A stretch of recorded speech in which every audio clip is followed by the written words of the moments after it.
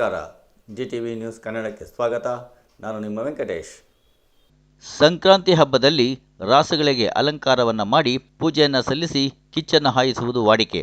ಅದರಂತೆ ಮಾಗಡಿ ತಾಲೂಕಿನ ಗವಿ ನಾಗಮಂಗಲದ ರೈತ ರಾಮಚಂದ್ರಯ್ಯರವರ ಕುಟುಂಬದವರು ಹಸುಗಳಿಗೆ ಅಲಂಕಾರವನ್ನು ಮಾಡಿ ಪೂಜೆಯನ್ನು ಸಲ್ಲಿಸಿ ಗ್ರಾಮದಲ್ಲಿನ ಹಲವಾರು ಹಸುಗಳನ್ನು ಕಿಚ್ಚು ಹಾಯಿಸುವುದರ ಮೂಲಕ ಸಂಕ್ರಾಂತಿ ಸಂಭ್ರಮದಲ್ಲಿ ಭಾಗಿಯಾದರು.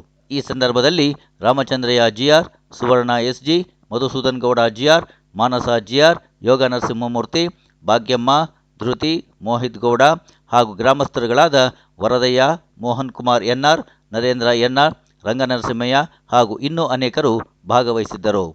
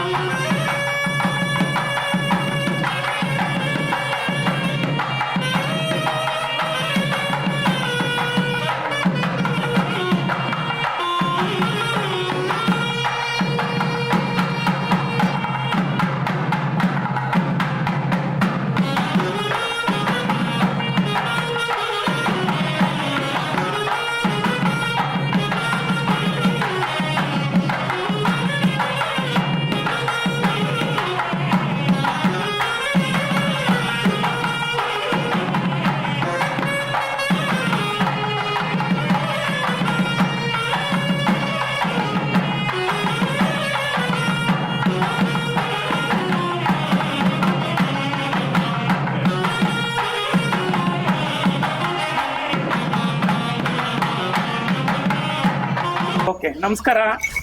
ನಾವೀಗ ಧರ್ಮಪ್ರಭು ಕೆಂಪೇಗೌಡರ ನಾಡಿನ ಚಾರಿತ್ರಿಕ ಪುಣ್ಯಭೂಮಿ ಗವಿನಾಗಮಂಗಲದ ಪ್ರಗತಿಪರ ರೈತರು ರಾಮಚಂದ್ರಯ್ಯ ಅವರ ತೋಟದಲ್ಲಿದ್ದೇವೆ. ಇವತ್ತು ನಾಡಿಗೆಲ್ಲ ಹಬ್ಬ.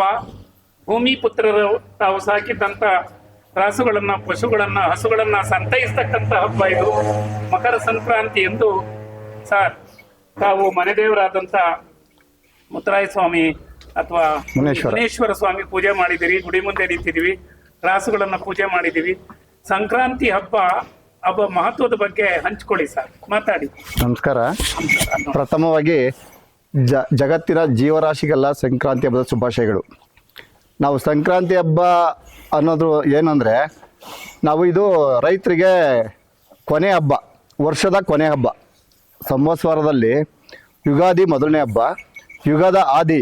ಅದು ನಮ್ಮ ರೈತರಿಗೆ ಸ್ಟಾರ್ಟ್ ಆಗ್ಬೇಕಾದ್ರೆ ಒಳ್ಳೇದಾಗಲಿ, ನಮಗೆ ಮಳೆ ಬೆಳೆ ಚೆನ್ನಾಗಾಗಲಿ ಅಂತ ಕೇಳ್ಕೊಳ್ಳೋ ಹಬ್ಬ ಅದು. ಈ ಸಂಕ್ರಾಂತಿ ಹಬ್ಬ ಏನಂದರೆ, ನಮಗೀಗೆಲ್ಲ ವ್ಯವಸಾಯ ಮಾಡಿ ಜನ ಮತ್ತು ಜಾನುವಾರುಗಳಿಗೆ ಸಾಕಷ್ಟು ಎಲ್ಲ ಸವಲತ್ತು, ದವಸ ಧಾನ್ಯ, ಹುಲ್ಲು ಎಲ್ಲ ಸಾಕಷ್ಟು ಸಿಕ್ಕಿದೆ. ಇದು ಸುಗ್ಗಿ ಹಬ್ಬ. ಇದು ಸುಗ್ಗಿ ಹಬ್ಬದಲ್ಲಿ ಹಿಗ್ಗಿ ಹಬ್ಬ ಮಾಡಬೇಕು. ಅದು ಈ ದನಗಳಿಗೆ ಸ್ಪೆಷಲ್ ಹಬ್ಬ ಇದು ವೈಜ್ಞಾನಿಕವಾಗಿ ದನಗಳಿಗೆ ಕಿಚ್ಚಾಯಿಸೋದು ಅಂದರೆ ಆರೋಗ್ಯ ದೃಷ್ಟಿಯಿಂದ ಒಳ್ಳೆಯದು. ನಮಗೆ ಎಳ್ಳು ಬೆಲ್ಲ ತಿಂದು ಒಳ್ಳೆ ಮಾತಾಡು. ಎಳ್ಳು ಬೆಲ್ಲ ತಿಂದರೆ, ಈಗ ಶೀತದಲ್ಲಿ ಇರ್ತೀವಿ, ಉಷ್ಣ, ಅವೆರಡು ಎಳ್ಳು ಬೆಲ್ಲ ತಿಂದರೆ ನಾವು ಚರ್ಮ ಎಲ್ಲ ಮೆದು ಬರ್ತದೆ. ಹಿಂಗೆಲ್ಲ ಒಂದೊಂದು ವೈಜ್ಞಾನಿಕವಾದ ಹಿನ್ನೆಲೆಯಲ್ಲಿ ನಾವು ಏನು ಮಾಡಬೇಕು, ಪಾರಂಪರ್ಯನೂ ಬಿಡೋಂಗಿಲ್ಲ, ಆ ಥರ ಹಬ್ಬ ಆಚರಿಸ್ಕೊಳ್ತೀವಿ. ಇದು ಸ್ಪೆಷಲ್ ಆಗಿ ದನ ಕರುಗಳಿಗೆ. ಇದು ಸಂತೋಷವಾಗಿ ಈ ಜಗತ್ತಿನಲ್ಲಿ ದನಗಳಿಲ್ದೇ ಯಾವ ಜಗತ್ತೂ ಯಾವ ದೇಶನೂ ಬದುಕೋಕ್ಕಾಗಲ್ಲ.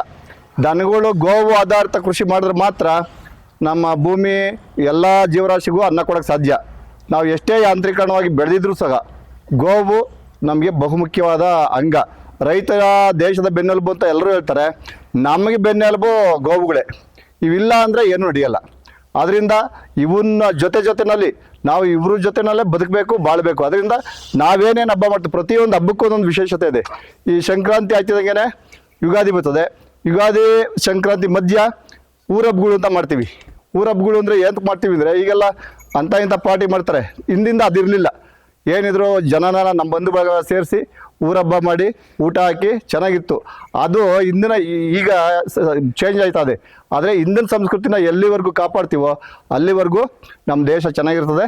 ನಾವೆಲ್ಲರೂ ಚೆನ್ನಾಗಿ ಬದುಕಬೇಕಂದ್ರೆ ಇವೆಲ್ಲನೂ ಬಿಡ್ದಂಗೆ ಮುಂದಿನ ಇವ್ರಿಗೆ ಮುಂದಿನ ಏನಂತ ಪೀಳಿಗೆಗೆ ಇವನ್ನೆಲ್ಲ ಕಲಿಸ್ಕೊಡ್ಬೇಕು. ನಾವೇ ಸುಮ್ಮನೆ ಆಗ್ಬಿಟ್ರೆ ಈಗಿನ ಮುಂದಿನ ಮಕ್ಳುಗಳಿಗೆ ಏನೂ ಗೊತ್ತಾಗಲ್ಲ. ಅದರಿಂದ ಇವನ್ನೆಲ್ಲ ಮುಂದುವರ್ಸ್ಕೊಂಡು ಹೋಗ್ಬೇಕು ಸರ್. ನಮ್ಮ ಪೂರ್ವಜರು ಕಾಪಿಟ್ಟುಕೊಂಡು ಬಂದಿರತಕ್ಕಂಥ ಪಶುಪಾಲನಾ ಪರಂಪರೆಯ ಸಂಸ್ಕೃತಿಯನ್ನು ಮುಂದುವರಿಸುವ ಸಲುವಾಗಿ ಸಂಕ್ರಾಂತಿ ಹಬ್ಬವನ್ನು ಆಚರಿಸಲಾಗ್ತಾ ಇದೆ. ತನ್ನ ಮಕ್ಕಳಿಗಿಂತ ಹೆಚ್ಚು ಪ್ರೀತಿಯಿಂದ ರೈತರು ರಾಸುಗಳನ್ನ, ದೇಶೀಯ ಹಸುಗಳನ್ನ ಸಾಕ್ತಾರೆ. ದೇಶೀಯ ಹಸುಗಳ ಹಾಲು ಅಮೃತ ಸಮಾನವಾದದ್ದು.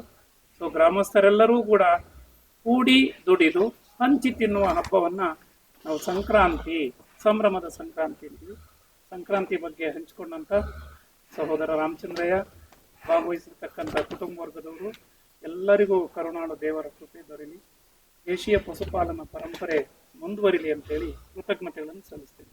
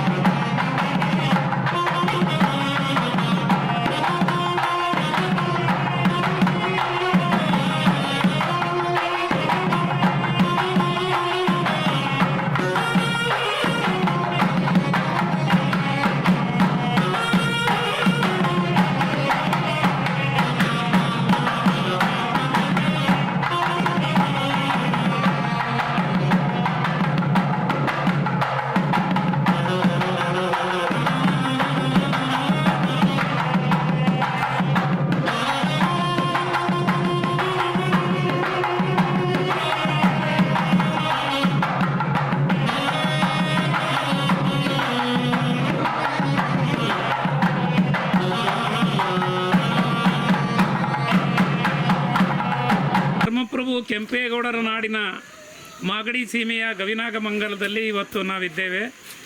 ಉಣ್ಣೆರಾಯನಿಗೆ ಪೂಜೆ ಆಗಿದೆ. ಮಹಾ ಸಂಕ್ರಾಂತಿ ಅಂಗವಾಗಿ ಅನ್ನದಾತ ಭೂಮಿಪುತ್ರ ರೈತರೆಲ್ಲರೂ ತಾವು ಪ್ರೀತಿಯಿಂದ ಸಾಕಿರ್ತಕ್ಕಂಥ ರಾಸುಗಳೊಂದಿಗೆ ಬಂದಿದ್ದಾರೆ. ಪೂಜೆಯನ್ನು ಮಾಡಿದಂಥ ರೈತರಾದಂಥ ವರದಯ್ಯನವರೇ ನಮಸ್ಕಾರ. ಸಂಕ್ರಾಂತಿ ಹಬ್ಬದ ಬಗ್ಗೆ ಉಣ್ಣೆರಾಯನ ಪೂಜೆನ ಮಾಡ್ಕೊಂಡು ಬಂದಿದ್ದೀವಿ. ನಿಮ್ಮ ಪೂರ್ವಿಕರು ಏನು ಹೇಳಿದ್ರು, ನೆನಪೇನಿದೆ ಅದು ಒಂದೆರಡು ಮಾತಾಡಿ. ಏನು ಗೊತ್ತಿಲ್ಲ ಗುರುಗಳೇ. ಇದು ಮೊದಲಿಂದ ಏನಪ್ಪ ಅಂದರೆ ಇದು ಮಹಾಸಂಕ್ರಾಂತಿ ಕಡೆ ವರ್ಷ ಕಡೆ ವರ್ಷನೋ ವರ್ಷದ ಕಡೆ ಇದು ಸಂಕ್ರಾಂತರಮ್ಮ ಅಂತ ವರ್ಷಕ್ಕೊಂದ್ಸತಿ ಅವರೆಕಾಯಿ, ಗೆಣಸು, ಇದು ಅವರ ಕಡಲೆಕಾಯಿ ಅನ್ನ ಇದನ್ನ ಮಾಡಿ ಗೋವಿನ ಹೆಚ್ಚಿಗೆ ಕೊಡಿ ಅಂತ ಪೂಜೆಯನ್ನು ಇದು ಮಾಡೋ ಸರ್. ಭೂಮಿ ಪುತ್ರರಾದ ರೈತರು ತನ್ನ ತಾಯಿ ಭೂಮಾತೆಯನ್ನು ಪೂಜಿಸಿ ಹೊಸದಾಗಿರ್ತಕ್ಕಂಥ ಬೆಳೆಯನ್ನು ಕೊಯ್ದು ಕಟಾವು ಮಾಡಿ ಕಣಜಕ್ಕೆ ಕಾಳನ್ನು ತುಂಬಿ ಕಣದಲ್ಲಿ ಹುಲ್ಲನ್ನು ಬಣವೆ ಮಾಡ್ಕೊಂಡಿರ್ತಾರೆ. ರೈತನಿಗೆ ಎತ್ತು ಇದ್ದರೆ ಎದೆ ಇದ್ದಂತೆ, ನೀರಿದ್ದರೆ ನಿಧಿ ಇದ್ದಂತೆ ಅಂತಾರೆ. ಹಾಗಾಗಿ ಅನ್ನದಾತ ಸಕಲ ಚರಾಚರ ಜೀವಿ ಜಂತುಗಳಿಗೆ ಆಹಾರವನ್ನು ಕೊಡ್ತಕ್ಕಂಥ ಭೂಮಿ ಪುತ್ರನ ಒಡನಾಡಿಗಳಾದಂಥ ಎತ್ತುಗಳನ್ನು, ರಾಸುಗಳನ್ನು, ಪುಣ್ಯಕೋಟಿಯ ಸಂತಾನ ಹಸುಗಳನ್ನು ಪೂಜೆ ಮಾಡ್ತಾರೆ. ರಾಸುಗಳಿಗೆ ಬರ್ತಕ್ಕಂಥ ಕ್ರಿಮಿಕೀಟಾದಿಗಳು ಸೇರ್ತಕ್ಕಂಥ ರೋಗ ರುಜಿನಗಳಿಂದ ದೂರ ಆಗಲಿ ಅಂತೇಳಿ ಕಿಚ್ಚನ್ನು ಹಾಯಿಸಿ ರಾಸುಗಳನ್ನು ಸಾಗಿಸ್ತಾರೆ, ಸುತ್ತಿಸ್ತಾರೆ ಅಂತಕ್ಕಂಥದ್ದು, ಹಾರಿಸ್ತಾರೆ ಅಂತಕ್ಕಂಥದ್ದು ಪರಂಪರೆ. ಗವಿನಾಗಮನದಲ್ಲಿ ದೇಶೀಯ ತಳಿಯ ಹಸುಗಳು ಇನ್ನೂ ಇದೆ. ಇದೊಂದು ಸಂತೋಷದ ವಿಚಾರ. ಎಲ್ಲ ಕಡೆ ಮಿಶ್ರ ತಳಿಯ ಸೀಮೆ ಹಸುಗಳು ಬಂದಿರೋದ್ರಿಂದ ನಮ್ಮ ದೇಶೀಯ ಪಶುಪಾಲಕರು ಮತ್ತು ಪಶುಪಾಲನಾ ಪರಂಪರೆ ಕಾಣೆ ಆಗ್ತಾ ಇದೆ. ಹಾಗಾಗಿ ಸಂಸ್ಕೃತಿ ಸಜ್ಜನ ಗವಿನಾಗಮಂಗಲದ ಎಲ್ಲ ಸಮಸ್ತ ರೈತರಿಗೆ ಮಕರ ಸಂಕ್ರಾಂತಿಯ ಶುಭಾಶಯಗಳು. ರೈತನ ಪರಂಪರೆ, ಭೂಮಿ ಪುತ್ರರ ಸಂಸ್ಕೃತಿಯ ಪರಂಪರೆ ಮುಂದುವರಿಲಿ ಅಂತೇಳಿ ಪ್ರಾರ್ಥನೆ ಮಾಡ್ತೇನೆ. ಧನ್ಯವಾದಗಳು.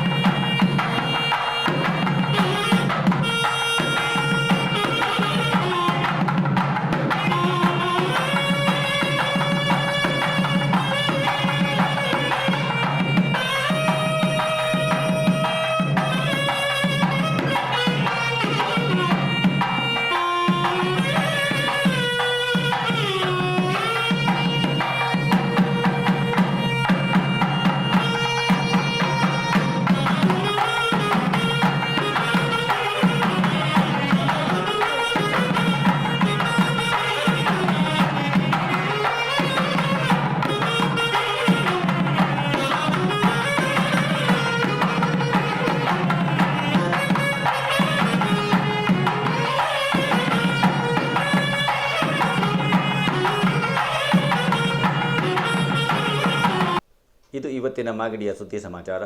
ನಿರಂತರ ಸುದ್ದಿ ಸಮಾಚಾರಕ್ಕೆ ವೀಕ್ಷಿಸಿ ನಿಮ್ಮ GTV ನ್ಯೂಸ್ ಕನ್ನಡವನ್ನು. ವಂದನೆಗಳು.